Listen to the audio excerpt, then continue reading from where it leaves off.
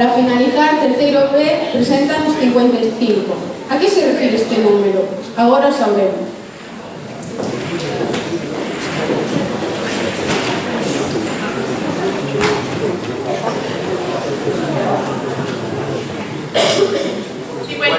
Casos de violencia no que vai de ano.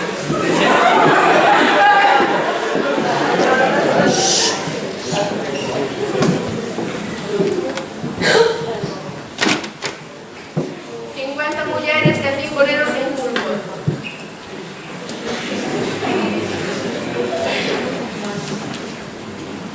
55 vidas truncadas.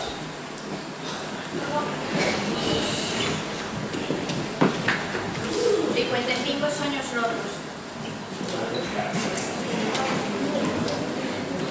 55 ilusións perdidas.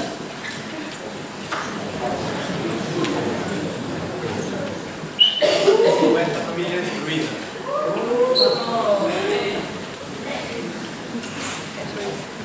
55 tragedias evitables.